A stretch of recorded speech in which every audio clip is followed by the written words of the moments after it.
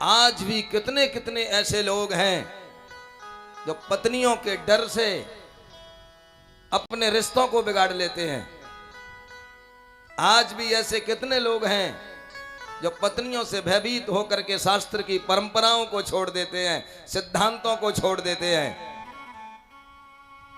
लेकिन सुरुचि की कथा भारतवर्ष की नारियों के लिए संकेत करती है, आप अपने पति को इतना भयभीत मत करो कि वो ध्रुव जैसे एक बालक का त्याग कर दे,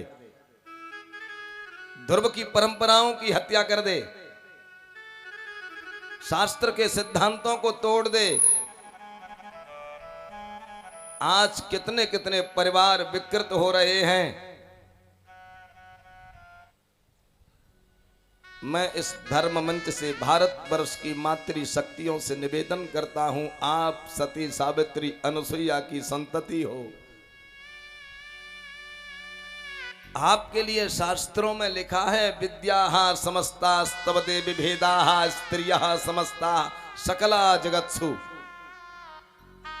संसार में जितनी स्त्रियां हैं वो भगवती दुर्गा की शक्ति हैं, वो माता पार्वती की ही पुत्रियां हैं। भारतवर्ष में जितना गौरव माताओं को दिया है उतना किसी को नहीं दिया। पिता से भी 1000 गुना बड़ा माता को माना है। और उसके बाद भी अगर आप इस सुरुचि की परंपरा को जीवन में अपना करके और रिश्तों की हत्या करवा दो तो ये आपके लिए गौरव की बात नहीं है। आज एक सुरुचि के कारण राजा उत्तानपाद ने उस पुत्र को नीचे गिरा दिया। तब सुरुचि पकड़ती है उसका हाथ, तब सुरुचि डांटती है।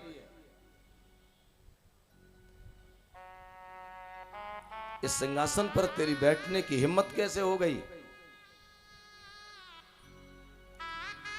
ध्रुव ने कहा, क्या मैं पिता का पुत्र नहीं हूं? क्या मैं सिंहासन पर बैठने का अधिकारी नहीं हूं? हां, तू इस पिता का तो पुत्र है लेकिन मेरा नहीं है। अगर तुझे सिंहासन पर बैठना है तो तू तपस्या कर, और इसके बाद जब वो परमात्मा प्रकट हो जाए तो उससे वरदान मांगना कि मैं सुरुचि के गर्भ से जन्म ले लूं, और जब मेरे गर्भ से जन्म लेगा तब इस सिंहासन पर तू बैठेगा। बस ध्रुव जी महाराज आंखों में आंसू भर के वहां से चल पड़ते हैं। आज वो बालक रोता फपकता गाली देता हुआ महल से निकल रहा है।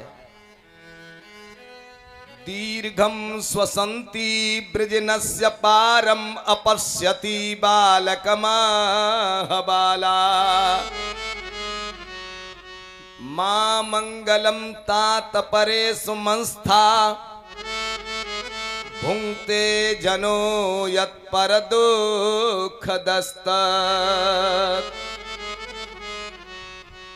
और जब वो बालक ध्रुव गाली देता हुआ निकल रहा है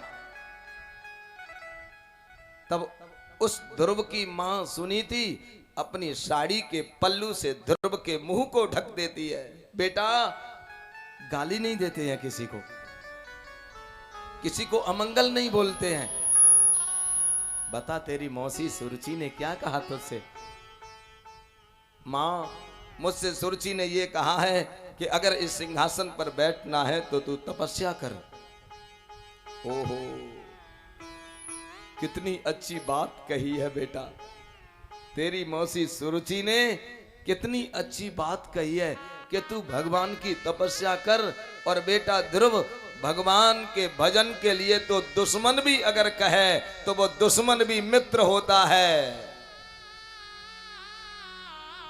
भगवान से जोड़ने की बात अगर कोई दुश्मन भी कर रहा हो तो वो दुश्मन भी मित्र के समान होता है।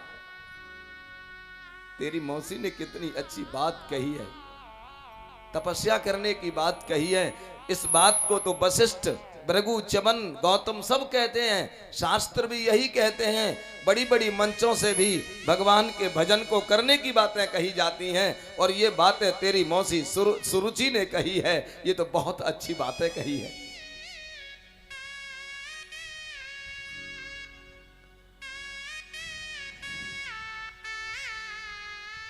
और देख बेटा, तप के बल पर ही तो सब कुछ होता है। अयोध्यतिष्ठत् खलु पारमेष्ठ्यम् पदम जितात्मश्वसनाभिवन्द्यम् तथा मनुर्भो भगवान पितामहो यमेकमत्या परुदक्षिणैर्मखैः। बेटा ध्रुव,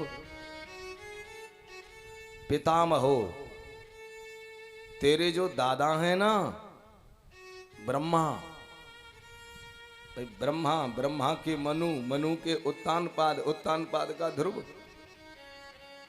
सुनीति कह रही है, बेटा ध्रुव तुझे पता है तेरे दादा कौन है? ब्रह्मा।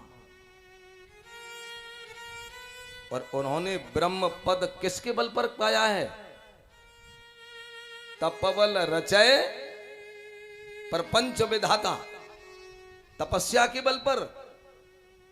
तो हे पुत्र, तपस्या के बल पर तेरे दादा सृष्टि रचेता ब्रह्मा बन गए, तो तू तपस्या के बल पर क्या नहीं कर सकता है? इसलिए हे पुत्र, तप करना ही तेरे लिए उचित है। तेरी मौसी ने जो कहा है वही सर्वोपरि वचन है।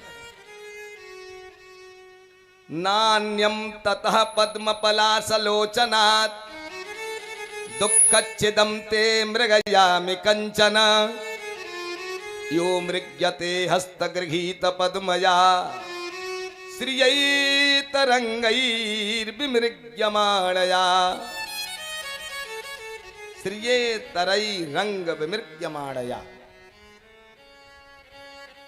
आज सुनीति एक मां अपने बेटा को कैसा उपदेश दे रही है।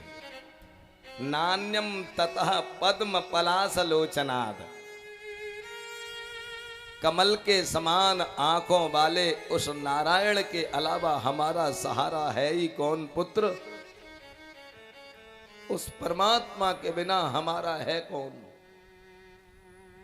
और ये केवल एक सुनीति के जीवन की विडंबना नहीं है, ये हमारी सबकी विडंबना है। ईश्वर के अलावा इस जीव का आश्रय है कौन? कौन है जो पग पग पर इसकी रक्षा कर रहा है? कौन है जिसने इसको मां के गर्भ में बचाया? कौन है वो जो इसको हर पल इसकी रक्षा कर रहा है? सुनीति कहती है, नान्यम तथा पद्म पलासलोचनात्, उस भगवान के अलावा हे पुत्र हमारा कोई नहीं है। दुःखच्छिदं ते मृगयामि कंचन, हमारे इन दुखों को नष्ट करने वाला उस नारायण के अलावा हमारा कोई सहारा नहीं है। एवं संजल्पितं मातुराकर्ण्यार्थागमं वचः सन्न्यस्यात्मनात्मानं निश्चक्राम पितुः पुरात्। आज अपनी माता को इन वचनों को सुनकर के उस बालक ने अपने पिता के राज्य को छोड़ दिया। आज माता के उपदेश को सुनते ही ध्रुव ने उत्तानपाद के उस नगर को छोड़ दिया और वन की तरफ चल पड़ा। मां, तू चिंता मत कर, अब मैं तप करूंगा, अब मैं भजन करूंगा। और जब पुत्र जाने लगता है तब सुनीति की आंखों से आंसू निकलने लगते हैं। पुत्र, अब मैं किसके सहारे जीऊंगी? तेरे पिता ने तो मुझे त्याग दिया है, लेकिन मैं तेरे सहारे जी रही, अब तू भी चला जाएगा तो मैं किसके सहारे रहूंगी। तब ध्रुव ने कहा, मां, पूरी दुनिया जिसके सहारे जीती है, अब तू भी उसी के सहारे जीने की आदत डाल ले। लेकिन मैं तेरे चरणों की सौगंध खाता हूं, मैं तेरे आंचल की सौगंध खाता हूं। मैं तपस्या करके नारायण को प्रकट करूंगा और एक दिन इस बिठूर के सिंहासन पर तुझको महारानी बना करके बिठाऊंगा। ये तेरे बेटे ध्रुव का तुझसे वादा है। और आज भारत वर्ष का एक 5 वर्ष का बालक अपने मां के चरणों को प्रणाम करके वन की तरफ निकल गया। और उस समय नारद को यह सूचना मिलती है।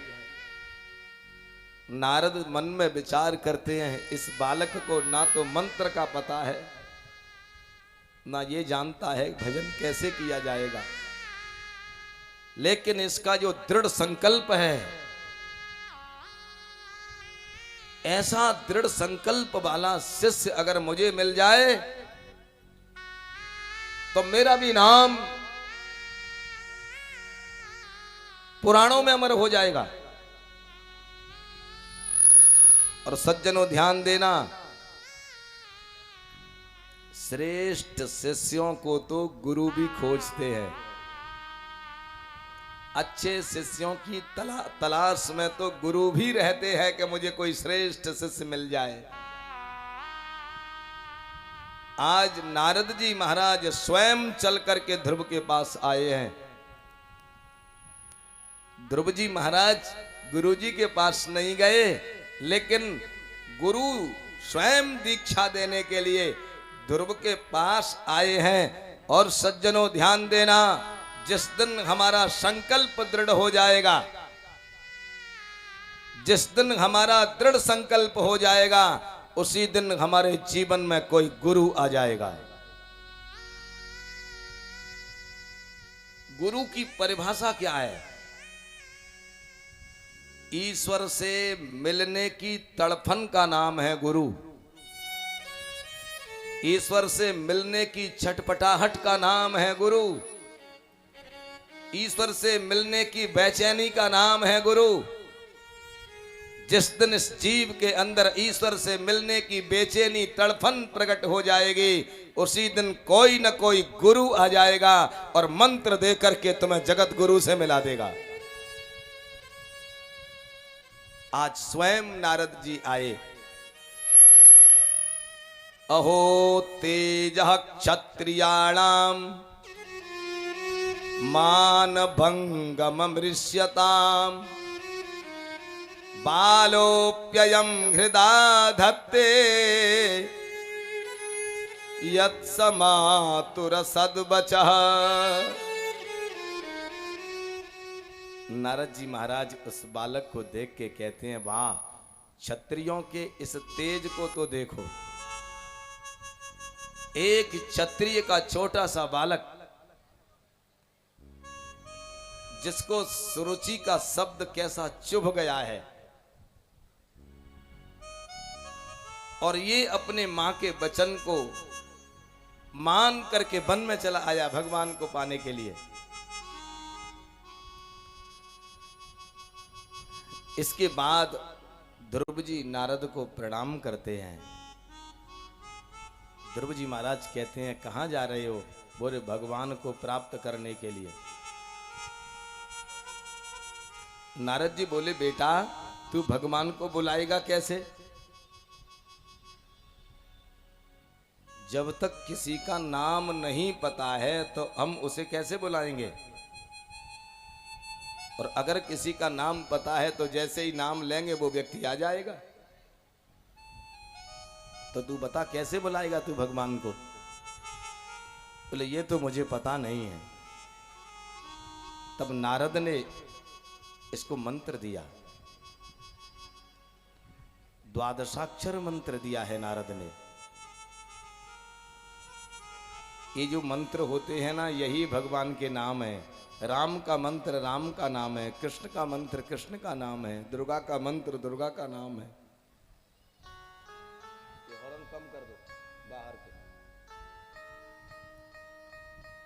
तो द्वादशाक्षर मंत्र दिया है। अब मंत्र को पाकर के ध्रुव जी महाराज चलने लगे, बोले गुरुदेव कृपा कर दी, अब तो मैं भगवान को बुला लूंगा। नारद जी महाराज बोले अगर तू बुला भी लेगा तो पहचानेगा कैसे? तू कैसे पहचानेगा कि ये भगवान है? तब नारद ने स्वरूप का बोध कराया है। श्रीवत्सांकम घनश्यामम पुरुषम वनमालिनम शंख चक्र गदा पद्मैरभिव्यक्त चतुर्भुजम। शंख चक्र गदा पद्म हाथ में लिए होंगे, पीतांबर पहने होंगे। ऐसे वो भगवान, ऐसे पुरुष तेरे सामने आ जाएं, बस वही भगवान है। आज नारद जी से सब कुछ जान लिया और नारद जी महाराज ने स्थान भी बता दिया कि तुझे ये भजन कहाँ करना है। तत्तात गच्छ भद्रन्ते यमुनायास्तटं शुचि पुण्यम मधुबनम यत्र सान्निध्यम नित्यदा हरे। हे ध्रुव, तू मधुबन में, मथुरा में चला जा और वहां यमुना के तट पर इस द्वादशाक्षर मंत्र का जाप करना और भगवान के स्वरूप का ध्यान करना। मेरा आशीर्वाद है, तुझे नारायण का दर्शन होगा। आज ध्रुव जी महाराज गुरु का आश्रम आशीर्वाद लेकर के इत्युक्तस्तम परिक्रम्य प्रणम्य च नृपार्भकः। आज उस छोटे से बालक ने अपने गुरु को प्रणाम किया, परिक्रमा की। यजऊ मधुबनम पुण्यम, और उस मधुबन की तरफ प्रस्थान करके चलने लगे। और मधुबन में अभी पहुंचे नहीं हैं और इनका भजन प्रारंभ हो गया। मधुबन में पहुंचे नहीं हैं और भगवान का भजन प्रारंभ हो गया। कैसे? बोले हरेश चरण चर्चितम। भगवान की उन चरण चिन्हों का चिंतन करते हुए चल दिए हैं। उधर ध्रुव जी महाराज मधुबन पहुंचते हैं और इधर आज राजा उत्तानपाद का हृदय गिलानी से भर गया। इतने में नारद मुनि पहुंचे हैं उत्तानपाद के पास और उत्तानपाद राजा आज ध्रुव से, ये नारद से कह रहे हैं, धिक्कार है मैंने मेरे लिए, अहो में बत दौरात्यम स्त्री जितस्योपधारया। मुझ जैसे एक स्त्री जित के लिए धिक्कार है। मैंने सुरुचि के चक्कर में अपने बेटा ध्रुव का त्याग कर दिया। आज आंखों में आंसू भर के रो रहे हैं, पता नहीं मेरे पुत्र को कोई हिंसक जानवर खा जाएगा। क्या करूं नारद? नारद ने कहा उत्तानपाद, अब वो तुम्हारा पुत्र नहीं, अब वो नारद का शिष्य बन गया है। और ऐसा दुनिया में कौन है जो नारद के शिष्य का कुछ बिगाड़ सके? तुम्हारा पुत्र नारायण का दर्शन करेगा, ये हमने आशीर्वाद दिया है उसको। तब कहीं उत्तानपाद की शांति मिली। इसके बाद उस ध्रुव ने जाकर के मधुबन में तप किया है। त्रिरात्रांते त्रिरात्रांते कपित्थ बदरासनः। 3 रात्रियों के बाद महाराज कभी कपित्थ कैंथ खा लिया, बदर कुछ बेर खा लिया। इस तरह से 1 महीना बिता दिया। द्वितीयंच तथा मासम षष्ठे षष्ठेर्भको दिने। अब महाराज 6 दिन बाद कभी तृण पत्ते ये खा करके दूसरा महीना व्यतीत किया। तृतीयम चानयन मासम नवमे नवमे हनि। और तीसरा महीना प्रारंभ किया तो 9 दिन के बाद अब भक्ष केवल जल पी लेते। 9 दिन बाद एक घूंट जल पिया और ओम नमो भगवते वासुदेवाय इस मंत्र को जपने में लग गए। चतुर्थमपि वै मासम द्वादशे द्वादशे हनि। अब चौथा महीना प्रारंभ हुआ तो द्वादशे माने 12 दिन के बाद वायु भक्षोजित श्वासो, थोड़ी वायु श्वास ले लेते। 12 दिन बाद थोड़ी श्वास ले ली और फिर श्वास रोक ली। और अब 12 दिनों बाद ही लेनी है। इस तरह से 4 महीने बीत गए। पंचमे मासनुप्राप्ते जितश्वासो नृपात्मजः। आज उस राजा उत्तानपाद के पुत्र ध्रुव ने श्वास को भी रोक लिया। अब तक 12 दिन बाद श्वास ले लेते, अब श्वास भी रोक ली। और श्वास रोक करके वो बालक तप कर रहा है। यदैकपादे न सपार्थिवार्भक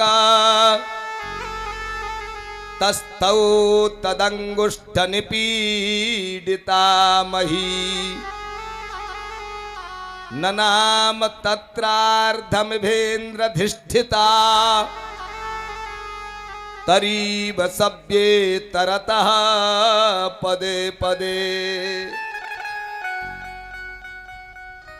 यदैकपादे न सपार्थिवार्भकः। यद एक पादेन, ध्यान देना, एक इस भारतवर्ष के बिठूर के राजा उत्तानपाद का बेटा।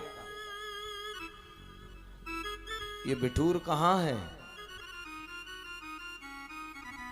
ये बिठूर कानपुर के पास में है। इस भारत का गौरव तो देखिए, एक भारतवर्ष का नन्हा सा 5 वर्ष का बालक एक पैर पर खड़ा हो गया। और एक पैर पर भी महाराज अंगूठे पर। और जब ये एक पैर पर खड़ा होता है तो पृथ्वी को भी डर लग रहा है, तो पृथ्वी भी झुक गई है, इसके अंगूठे में चोट ना लग जाए।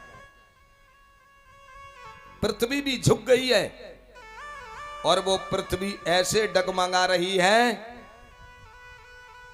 तरीब सभ्ये तरतः पदे पदे।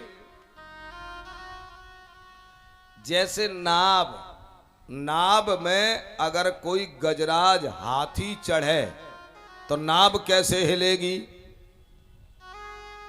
ऐसे ही ध्रुव जी महाराज जब एक पैर पर खड़े हो गए हैं तो ये धरती डगमगा रही है, सहन नहीं कर पा रही है अपने उस पुत्र के इस संघर्ष को, इस कष्ट को।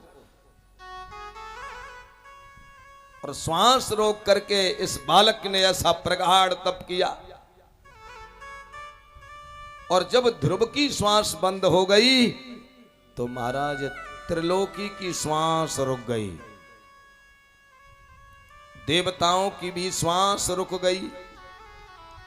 आज देवता भी भयभीत हो गए और देवता घबरा करके ब्रह्मा के पास पहुंचे, बोले हमारी श्वास रुक गई है, क्या कारण है?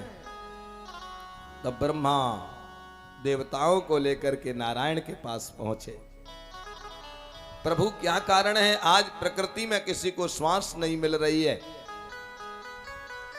तब भगवान कहते हैं, हे देवताओं, मेरा एक नन्हा सा बालक है जिसका नाम है ध्रुव, और वो भारतवर्ष में तप कर रहा है। ये चर्चा बैकुंठ में हो रही है, भारत वर्ष में वो तप कर रहा है। सज्जनों, इस भारत वर्ष को पूरे ब्रह्मांड में 14 भुवनों में, जैसे मान के चलिए अमेरिका के किसी छोटे से छोटे गांव का अगर परिचय दिया जाए तो कोई जानेगा? अमेरिका कहा जाएगा। उस छोटे से गांव को कौन जानता है? ऐसे ये भारतवर्ष पूरे ब्रह्मांड में एक छोटी सी संख्या में है, लेकिन एक ध्रुव के कारण इस भारतवर्ष की चर्चा वैकुंठ में होने लग गई। एक छोटा सा 5 वर्ष का बालक है और वो भारतवर्ष में मथुरा में तप कर रहा है। आज भी इस भारतवर्ष की मान्यता पुराणों में और इतिहास में सर्वोपरि है। बताइए, विश्वगुरु भारत के अलावा किसी को कहा गया है? इस भारत को माता कह करके इसका जयकारा दिया जाता है। भारत की महिमा का गान देवता भी स्वर्ग में करते हैं। और ऐसे इस भारत वर्ष की पहचान किसके द्वारा हुई? इस भारत की पहचान यहां के बड़े बड़े दारू के ठेके नहीं है।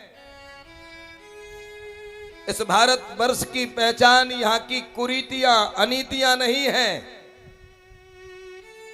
इस भारत वर्ष की पहचान ये है कि भारत वो देश है जहां के 5-5 वर्ष के बालकों ने वैकुंठपति नारायण को भी भारत में आने के लिए मजबूर कर दिया है।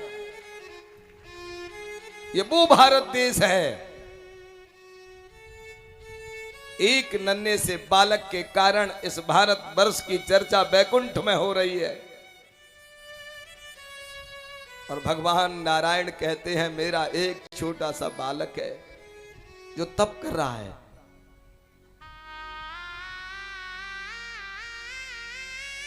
और उसने श्वास रोक ली है। और जब उस बालक ध्रुव को श्वास नहीं मिलेगी तो तुमको श्वास लेने का क्या अधिकार है? तब देवता त्राहि त्राहि करते हैं और कहते हैं, हे वैकुंठपति, हे नारायण, आप जल्दी जाओ और उस बालक को दर्शन दो जिससे हमको श्वास मिले। भगवान नारायण कहते हैं, हे ब्रह्मादि देवताओं, अब तक तो मैं भक्तों को दर्शन देने के लिए ही जाता था, लेकिन इस भक्त, इस बालक ध्रुव को दर्शन देने नहीं, इसके तो दर्शन करने जा रहा हूं मैं। मधोर वनम भृत्य दिदृक्षयागतः, भगवान इस मधुवन में पधारे। भगवान एक 5 वर्ष के बालक के कारण इस भारत में आए। किसके लिए आए? ध्रुव को दर्शन देने नहीं, भारत के एक सुनीति के बेटा का दर्शन करने के लिए आए हैं। भारत वर्ष में जन्म लेना भी सज्जनों बहुत बड़े गौरव की बात है। इसलिए स्वामी विवेकानंद जी कहते हैं, मैं गर्व से कहता हूं कि मैं हिंदू हूं, भारतवासी हूं मैं। भारत में जन्म मिलना बहुत बड़े सौभाग्य का विषय है। जो पवित्र संस्कृति, जो पवित्र नीति, जो पवित्र परंपराएं इस भारत में हैं, वो विदेशों में नहीं है।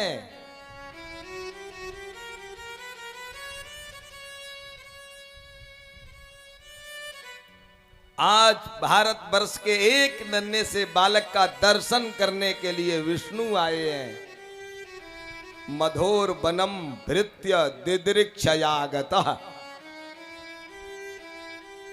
दिदृक्षयागतः का अगर आप स्पष्टीकरण करोगे व्याकरण के द्वारा तो दृष्टुम इच्छा दिदृक्षा तया दिदृक्षया आगतः दिदृक्षयागतः। दर्शन करने की इच्छा से आए हैं, दर्शन देने की इच्छा से नहीं। और आज भगवान नारायण खड़े होकर के आवाज लगा रहे हैं, हे पुत्र ध्रुव अपनी आंखें खोल, मैं तेरे सामने खड़ा हूं। बेटा तू एक बार इन नन्ही नन्ही आंखों से मेरे इस शरीर पर अपनी नजर डाल दे, जिससे मैं भी धन्य हो जाऊं। एक बार तू इन आंखों को खोल। लेकिन ध्रुव जी महाराज तो उनके गुरु ने जो मंत्र बताया उसे जप रहे हैं और अपने हृदय में ही भगवान के उस स्वरूप का ध्यान कर रहे हैं। आंखें नहीं खुली तब भगवान ने ध्रुव के अंदर से उस झांकी को खींच लिया, जिस झांकी का चिंतन वो हृदय में कर रहा था, उस स्वरूप को खींचा। और जब स्वरूप निकला तो ये ध्रुव ऐसे भयभीत हो गया जैसे किसी व्यक्ति की तिजोरी में से चोरी हो जाए तो वो घबरा जाता है। उसी प्रकार इसके हृदय से भगवान का वो स्वरूप निकला, ये भयभीत हो गया। और जब आंखें खोल करके देखा तो जिस ईश्वर का ये चिंतन हृदय में कर रहा था वही परमात्मा बाहर खड़ा है।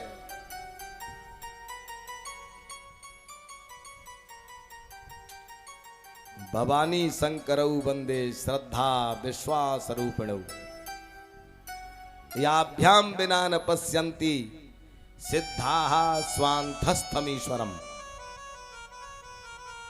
गोस्वामी तुलसीदास जी महाराज जिस राम का वर्णन कर रहे हैं वो राम अयोध्या में तो बाद में पहुंचे, पहले कहां बता रहे हैं तुलसीदास जी महाराज।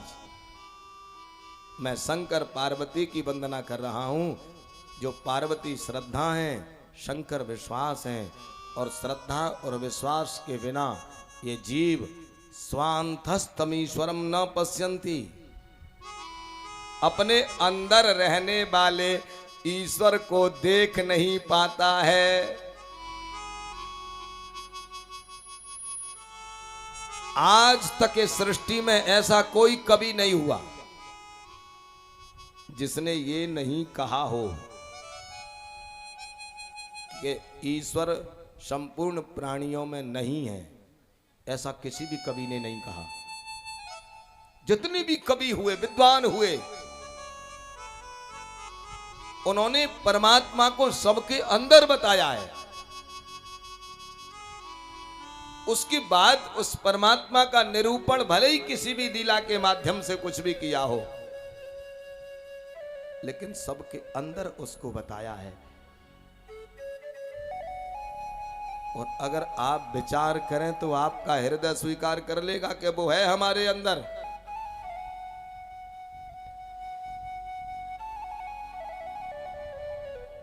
गोपियां भी तो गोपी गीत में यही कहती हैं, जयत तेधिकम जन्मना ब्रज सृजत इंदिरा सस्वदत्रहि।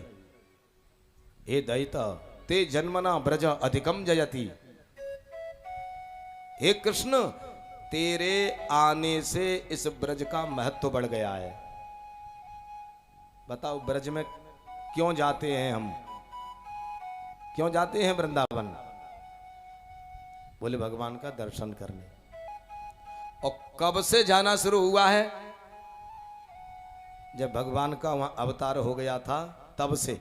उससे पहले कौन जानता था? तो ब्रज की पहचान कब से हुई?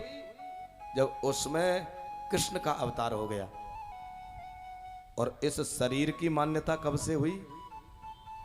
जब से इसमें वो चैतन्य शक्ति आ गई। जब से इसमें वो ईश्वर आ गया,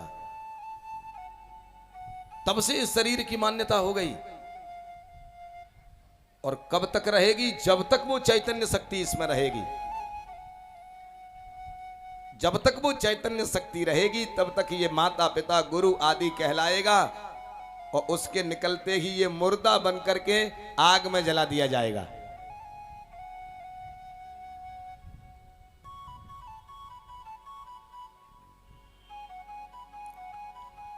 तो इस जीव की सत्ता उस ईश्वर के आने से हुई।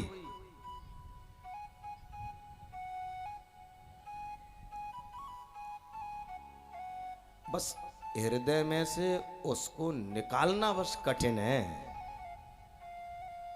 ध्रुव जिस ईश्वर को अंदर देख रहा है वो बाहर खड़ा है।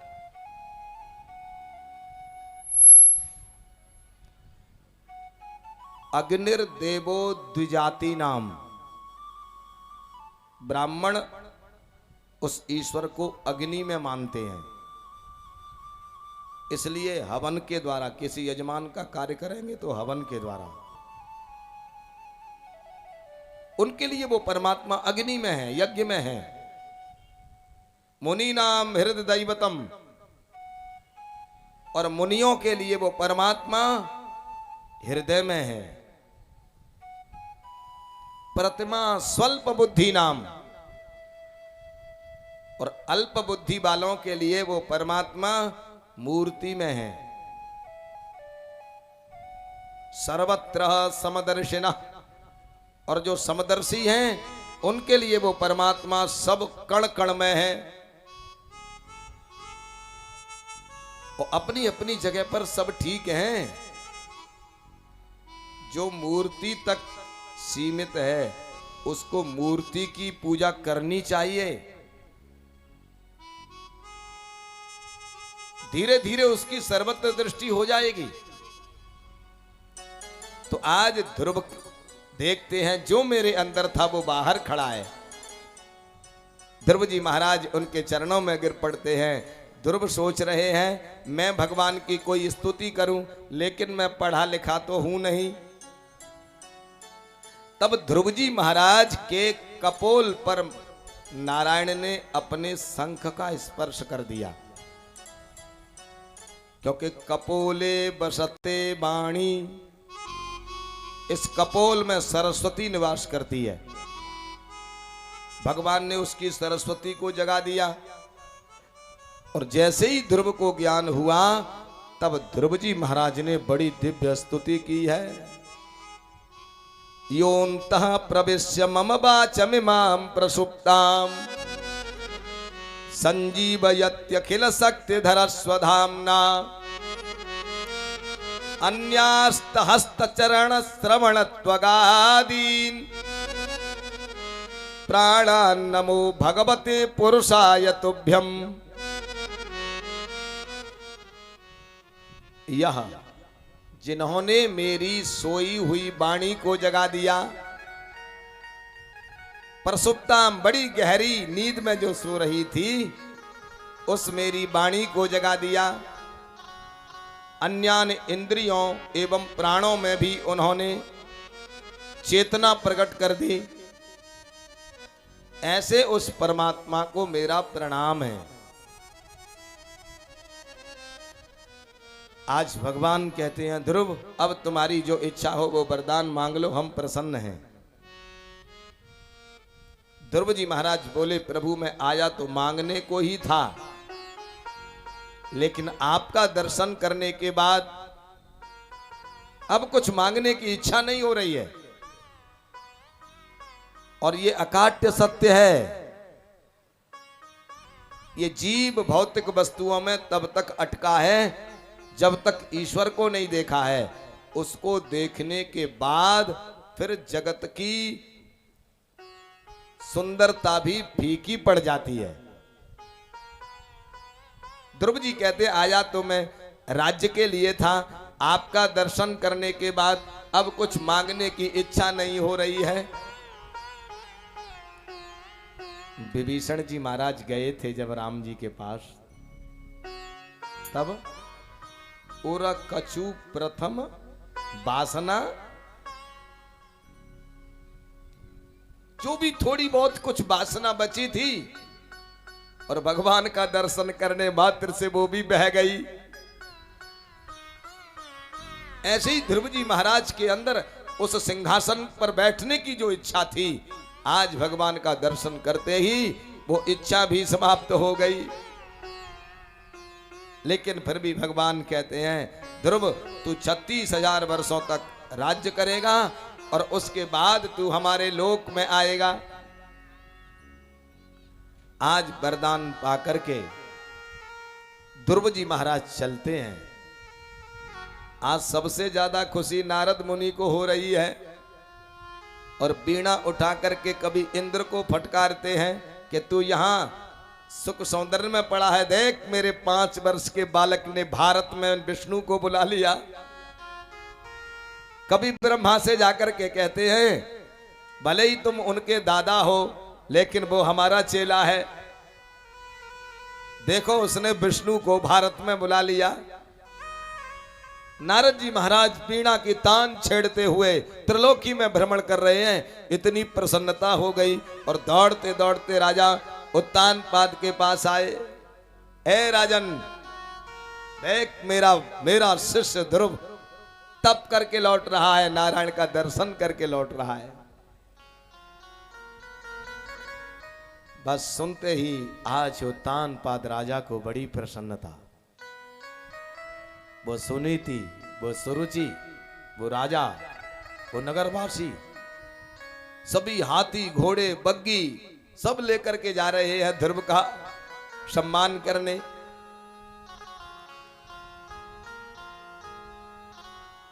और आज जैसे ही ध्रुव जी महाराज की दृष्टि सुरुचि पर पड़ती है, सुरुचि माता ने अपनी आंखें नीचे कर ली और रो पड़ी। ध्रुव जी महाराज दौड़ करके आए। ननाम मातरऊ शीर्षणा सत्कृतः सज्जनाग्रणी। उस सुरुचि मैया के चरणों में अपने माथे को रख करके प्रणाम किया। सुरुचि के गले से लिपट गए ध्रुव। सुरुचि रो रही है, बेटा मुझे क्षमा कर देना,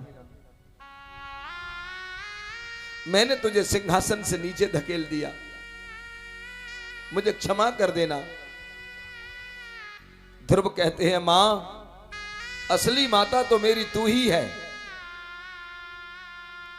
आज ध्रुव कहते हैं, मां अगर उस समय तू मुझे बिठूर के सिंहासन पर बैठ जाने देती तो आज नारायण की गोद में बैठने का सौभाग्य नहीं मिलता मुझे। मां ये तो तेरी कृपा मेरे ऊपर रही।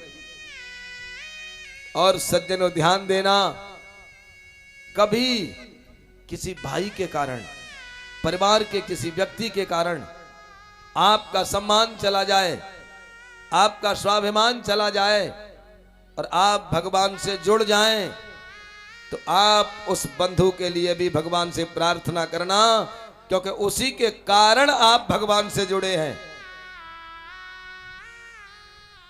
आज ध्रुव सर्वप्रथम सुरुचि को प्रणाम कर रहा है, मां तूने मेरे ऊपर कृपा कर दी। इसके बाद वो ध्रुव अपनी मां सुनीति के पास आया। पयः स्तनाभ्याम सुस्राव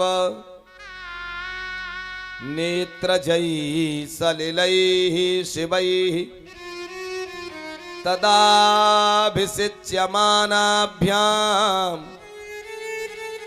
वीर वीर शुभो मुहु। पयः स्तनाभ्याम,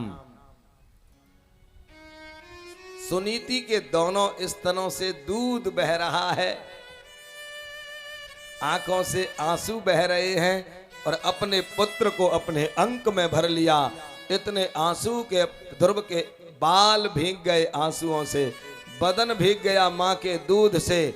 और सज्जनों अगर आज देखा जाए तो भारत वर्ष की इस माता सुनीति ने एक मां होने का सौभाग्य प्राप्त कर लिया है। पुत्रवती युवती जग सोई, रघुपति भगत जास सुत होई। नतर बांझ भले बाद बियानी, राम विमुख सुतते हित जानी। वास्तव में आज पुत्रवती होने का सौभाग्य इस भारत में किसी को मिला, माता सुनीति को मिला।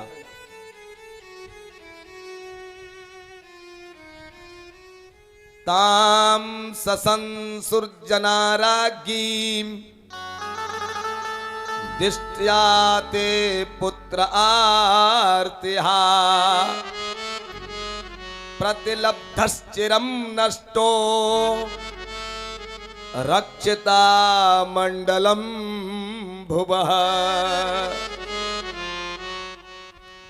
आज उस बिठूर के जितने भी पुरुष हैं, ब्राह्मण, क्षत्रिय, वैश्य, शूद्र, स्त्री,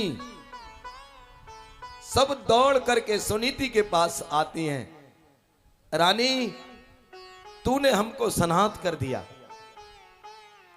रानी सुनीति, आज तूने हमको धन्य कर दिया। तेरे इस पुत्र ने नारायण का दर्शन किया है, लेकिन हम तेरे पुत्र का दर्शन कर रहे हैं, हम इसी से धन्य हो गए।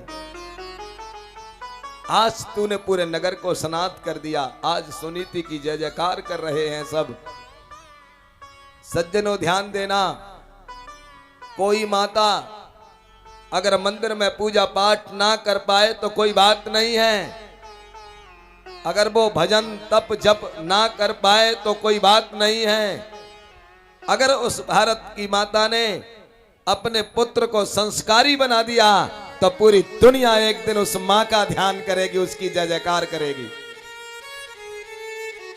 भारतवर्ष की नारी का सबसे बड़ा तप है अपने पुत्र को संस्कारी बना देना। माताएं कितना भी व्याख्यान कर लें, कितना भी व्यासपीठों से भी व्याख्यान कर लें, अगर वो अपनी संतति को संस्कार नहीं दे पाई तो इतिहास और पुराणों में उनके लिए कहीं भी स्थान नहीं है। नारी का तप उसकी संतान है। आज माता सुनीति ने वो सौभाग्य पाया, नगर के सब लोग उसकी जय जयकार कर रहे हैं, पुत्र की प्रशंसा कर रहे हैं। ये हमारा रक्षक होगा, ये हमारी राज्य को संभालेगा।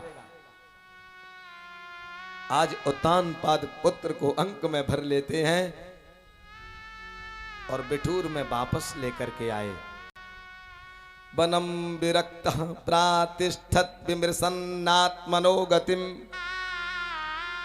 इसके बाद राजा उत्तानपाद ने अपने पुत्र ध्रुव को बिठूर के सिंहासन पर राजा बना दिया और स्वयं वन में चले गए। आज ध्रुव राजा हैं और प्रजापतेर दुहितरम सुसुमारस्य वै ध्रुवः उपये में भ्रमिम नाम तत्सुतौ कल्पवत्सरौ। और ध्रुव महाराज ने सुसुमार की पुत्री भ्रमी के साथ में विवाह किया और ध्रुव के पुत्र हुए कल्प और वत्सर। और ध्रुव की दूसरी पत्नी हुई इलायाम विभार्यायाम वायोः पुत्र्याम महाबलः। वायु की बेटी इला से दूसरा विवाह हुआ ध्रुव जी महाराज का, जिसका बेटा हुआ उत्कल, जिसके नाम से उड़ीसा बसा हुआ है। एक दिन ध्रुव का जो भाई है ना, जिसको उत्तम कहते हैं, यक्षों से लड़ गया और यक्षों ने उसको मार दिया। और उस पुत्र के वियोग में सुरुचि भी मर गई। सज्जनों, ध्यान देना, सुनीति और सुरुचि राजा की दो पत्नियां थीं। सुनीति कहां रही? झोपड़ी में। और सुरुचि कहां रही? महलों में। शास्त्र के अनुसार चलने वाले, अपनी परंपराओं में जीने वाले, सिद्धांतों में जीने वाले लोग झोपड़ियों में रहते हैं। और मनमानी करके लोग बड़े बड़े महल बना लें, समाज में नाम भी अपना कमा लें, लेकिन अंत में क्या बचता है? परिणाम क्या निकलता है? आज देखो, जिस सुरुचि के इशारे पर हस्तिनापुर का शासन चलता था, आज ना वो सुरुचि रही ना उसका बेटा रहा, दोनों नष्ट हो गए। और सुनीति आज भी है और ध्रुव आज भी है, बिठूर का राजा। ध्रुव राजा बने, सुनीति महारानी बनी। विजय किसकी हुई? शास्त्र की नीति की विजय हुई, क्या उस मनमानी की हुई? मनमानी अंत में नष्ट हो जाती है। हां, जब तक चल रही है तब तक चल रही है। गांव की एक कहावत है, भूत विद्या मल्लई और चलई तब तक चल रही। सत्यमेव जयते, इस सूत्र को कोई काट नहीं सकता है। सत्यमेव जयते, ये अकाट्य सूत्र है। इसकी आड़ में भले ही कोई कुछ कर रहा है, लेकिन वो भी जानता है सत्य यही है। आज शास्त्र की नीति की विजय हुई। अब महाराज ध्रुव ने अपने भाई के बदले के लिए भीषण युद्ध भी किया, कई यक्षों को भी मार डाला। तब यक्षों के राजा कुबेर और महाराज मनु ये सब ध्रुव को समझाने आए। अलम वत्सात रोषेणा तमोदबारेण पापमना। बस बस हे पुत्र, ये क्रोध करना उचित नहीं है। तुमने ये निरपराध यक्ष मारे हैं, ये ठीक नहीं है। तितिक्षया करुणया मैत्रिया चाखिल जंतुषु समत्वेन च सर्वात्मा भगवान संप्रसीदति। तितिक्षया, भगवान किससे प्रसन्न होते हैं? तितिक्षया, सहनशीलता से। हे पुत्र, सहनशीलता अंदर होनी चाहिए। करुणया, जीवों के प्रति करुणा होनी चाहिए हृदय में, और संपूर्ण प्राणियों के प्रति मैत्रिया, मित्रता जैसा भाव होना चाहिए। समत्वेन च सर्वात्मा, और समत्व, समता का बर्ताव होना चाहिए। जैसी मेरी पुत्री वैसी दूसरे की पुत्री, जैसा मेरा बालक वैसा दूसरे का बालक। ऐसी भावना जब आने लग जाती है तो पुत्र भगवान संप्रसीदति, वो भगवान प्रसन्न हो जाते हैं। और जब महाराज मनु ने और कुबेर ने ध्रुव से युद्ध करने के लिए, बंद करने के लिए कहा, तुरंत ध्रुव ने युद्ध बंद कर दिया। अपने बाबा के कहने से और कुबेर के कहने से युद्ध बंद कर दिया। तब तो कुबेर बड़े प्रसन्न हुए। अरे, इस ध्रुव में इतना बड़ा शिष्टाचार है, बूढ़े बड़ों की बात का ये इतना आदर करता है। इतने से वो कुबेर प्रसन्न हो गए और ध्रुव से कहते हैं, बेटा तूने अपने बाबा की आज्ञा को तुरंत मान लिया है, इसलिए हम तुझसे प्रसन्न हैं। तेरी जो इच्छा हो वो मांग ले। इसका तात्पर्य क्या है? जो अपने बाप दादाओं की आज्ञा का पालन करते हैं, स्वर्ग के देवता उनको आशीर्वाद देने के लिए लालायित रहते हैं। इसलिए बुजुर्गों की बात मानो, माता पिता गुरुओं की बात मानो। ये समस्या पुत्रों के लिए तब से खड़ी हुई है जब से इन्होंने बुजुर्गों की कोई कीमत नहीं समझी है।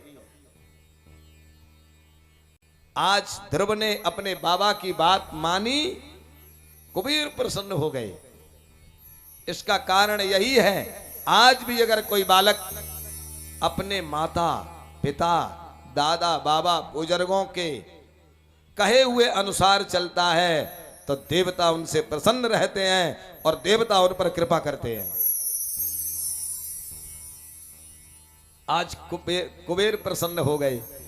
तब ध्रुव जी महाराज वरदान मांग रहे हैं, हरऊ सबभ्रे चलताम स्मृतिम यया तरत्य यत्नेन दुरत्ययम तमः। ध्रुव जी महाराज कहते हैं,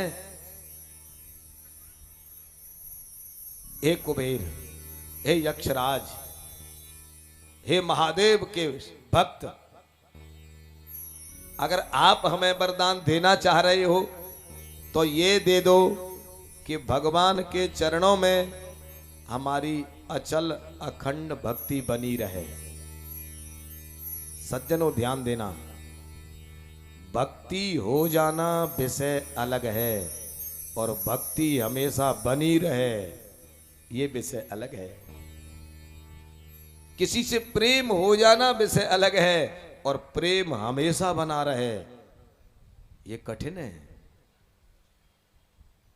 मित्रता हो जाना बड़ी बात नहीं है, मित्रता को जीवन भर निभाना बहुत बड़ी बात है। कभी कभी हम भक्ति करने लगते हैं और घर में कोई संकट खड़ा हो जाए तो हम भक्ति को छोड़ देते हैं। तो भक्ति तो की लेकिन वो हमेशा नहीं रही। और ध्रुव जी महाराज मांग रहे हैं, भगवान के चरणों में मेरी अखंड हमेशा भक्ति बनी रहे, कम ना हो। कुबेर प्रसन्न हो गए और ध्रुव को यह वरदान दे दिया है। इस तरह से एक दिन ध्रुव जी महाराज बैठे, मन ही मन में सोच रहे हैं कि मैंने सब कुछ पा लिया, अब कुछ बाकी नहीं रहा है। आत्मस्त्रपत्य सुहृदो बलमृद्ध कोश मंतः पुरम परिविहार भुवश्चरम्याः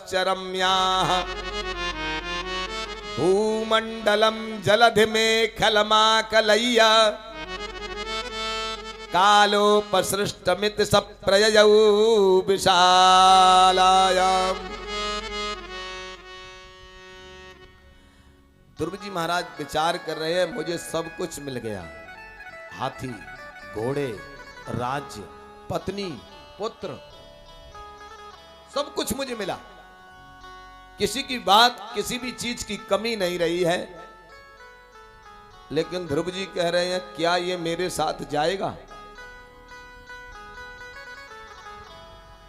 अब ध्रुव जी महाराज को वैराग्य हो गया।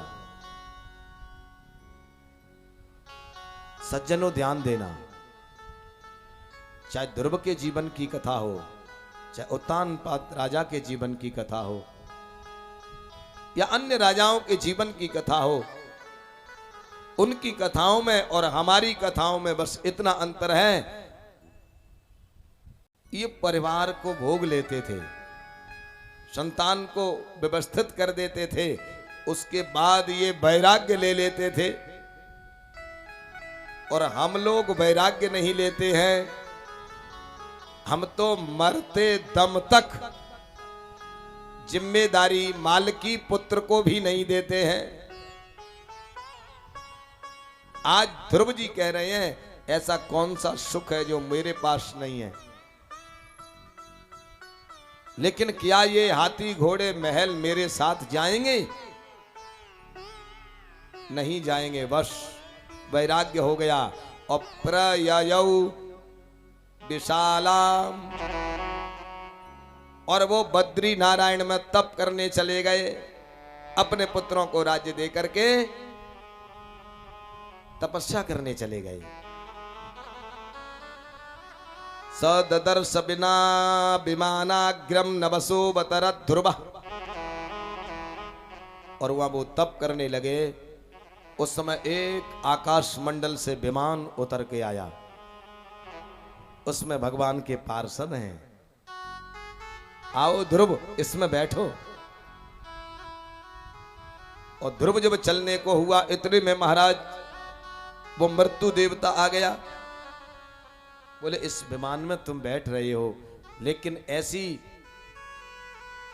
ऐसा विधान है कि मृत्यु को स्वीकार किए बिना इस विमान में तुम कैसे बैठ सकते हो? तब उस मृत्यु देवता ने अपने सिर को नीचे झुका दिया।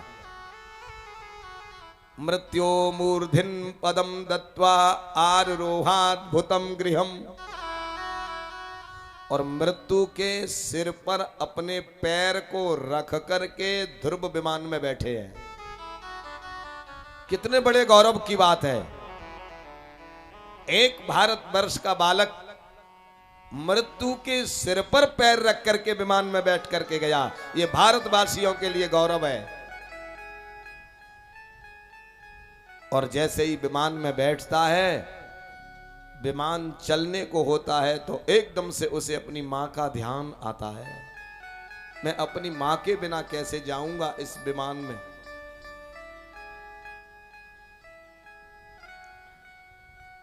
मैं इस विमान में मां के बिना कैसे जाऊंगा।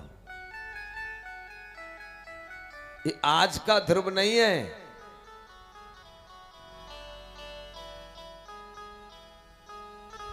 जो महाराज हवाई जहाज में अपने बच्चों को और पत्नी को लेकर के उड़ जाए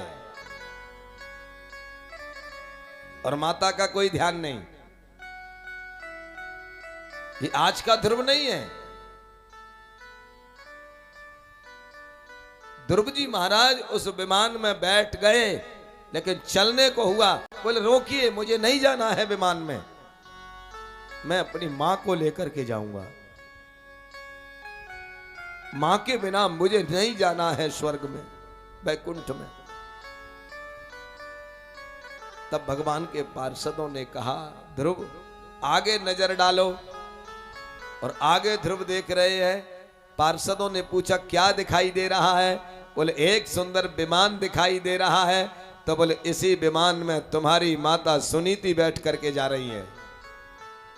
और बेटा ध्रुव, तुझ जैसा बेटा जिस वंश में जन्म ले ले, उसकी तो 21 पीढ़ियां पवित्र हो जाती हैं। इसलिए तेरी मां के लिए विमान पहले आ गया है। वाह, वास्तव में आज माता सुनीति ने कैसा पुत्र होने का गौरव पाया।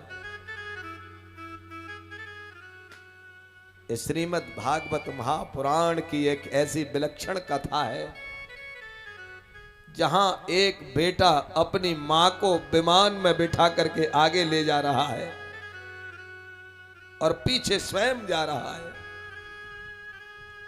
दर्शयामा चतुर्दैवी पुरो यानेन गच्छति। इस तरह से ध्रुव जी महाराज ने भगवान का तप करके इस तप की महिमा प्रतिष्ठित की है। भगवान के भजन की महिमा बढ़ाई है कि भगवान के भजन में कितनी सामर्थ्य है।